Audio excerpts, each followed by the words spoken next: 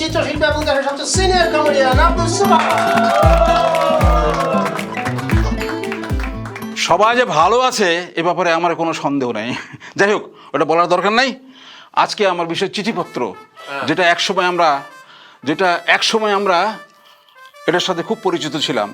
চিঠিপত্র, peon, post office ইত্যাদি ইত্যাদি। এখনকার এই জেনারেশন এরা জানে না এইসব। যাই হোক, তো আমার জীবনে একটি মাত্র প্রেমপত্র লিখেছিলাম স্কুলে।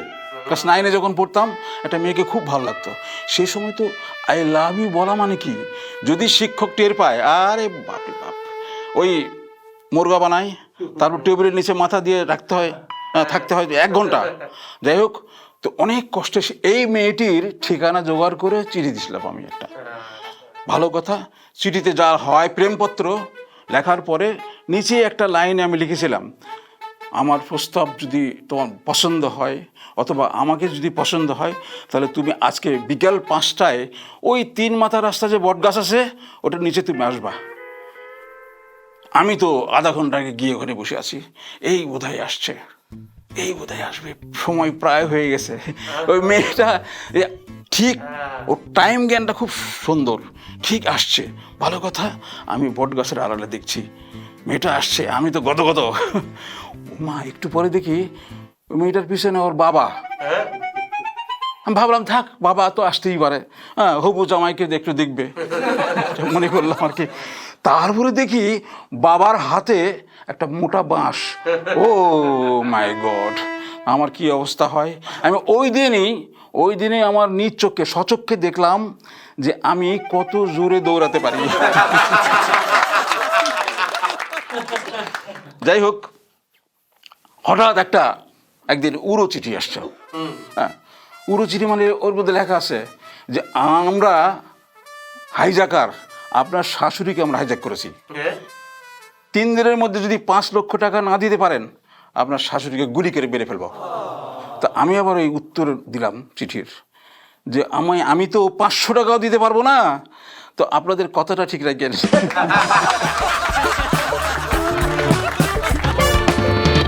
বরিশাল থেকে একজন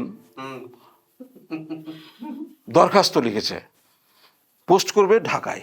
ভালো কথা, তো বরিশাল দরখাস্ত লিখে সে ঠিকানা লেখার জন্য ঢাকায় আসছে। ঢাকায় এসে ঠিকানা লিখে ঢাকায় পোস্ট করছে, আবার বরিশাল চলে গেছে। এটা কেন করলো? ওই বিজ্ঞাপন যেটা ছিল, বিজ্ঞাপনের নিচে লেখা ছিল ঠিকানাটা ক্যাপিটালে লিখে।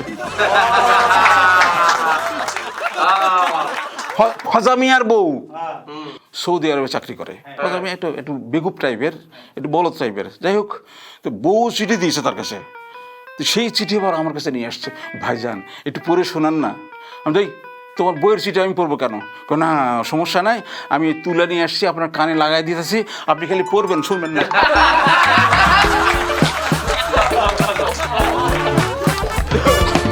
টাকা প্রয়োজন পড়ছে ছেলের, বাবার কাছে চিঠি লিখছে যে বাবা, আমার কাছে এখন টাকা নাই, কি করে খাই দাই, টাকা চাই, ইতি নিমাই।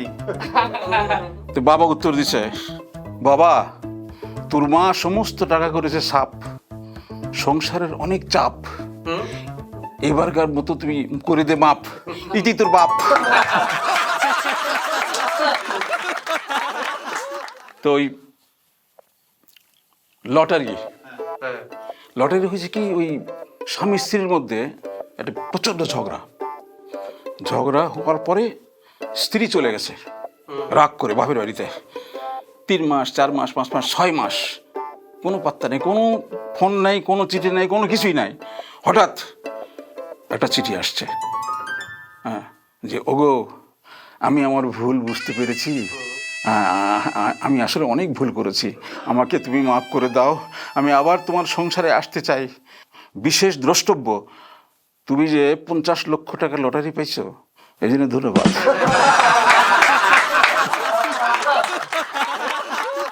তো আমার এক বন্ধু আক্কাস আলী, হ্যাঁ, তো ও একটা চিঠি নিয়ে এসছে, প্রেমপত্র। আচ্ছা, ও লিখে আমাকে দেখাতে নিয়ে আসছে, দেখতো চিঠিটা কেমন হলো। দেখি যে বিচ্ছিরি হাতের লেখা, আর দাঁড়ি কমা কোনো কিছুই নাই, কি যে লিখেছে। তা আমি অনেক কষ্টে আবিষ্কার করলাম চিঠিটা কি লিখেছে সে। তো ও লেখার চেষ্টা করেছে যে, ফুরকুনি তুমি আমার প্রাণের ধরফরানি, হ্যাঁ, তো আমার ভালোবাসা, তোমার মা এখন কেমন আছেন, ইতি আক্কাস আলী। এই হচ্ছে চিঠি। তো সেটা ও লেখছে দাড়ি গোমা ছাড়া। ও লেখছে, ফুরকুনি আমার ধর ফরানি, আমার ভালোবাসা তোমার মা। কবুতরের পায়ে চিঠি বেঁধে দেওয়া হতো এবং প্রেমিকার কাছে যেত কবুতর, এবং সেই চিঠি নিয়ে প্রেমিকা আবার উত্তর দিত। তো এরকম একজন প্রেমিক এইভাবে চিঠি দিয়েছে, ভালো কথা। কবুতর ফিরে আসছে কিন্তু কোনো উত্তর আসেনি। পরে ওই মেয়েটার সঙ্গে দেখা হয়েছে, কি ব্যাপার তুমি উত্তর দিলে না কেন?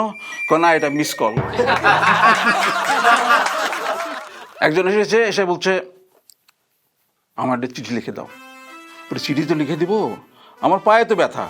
আরে, তো চিঠি লেখার সাথে পায়ে ব্যথার সম্পর্কটা কি? আরে বাবা, আমার চিঠি যে আমি লিখবো সে লেখা তো আর কেউ পড়তে পারবে না, আমাকে গিয়ে পড়ে দিতে হবে।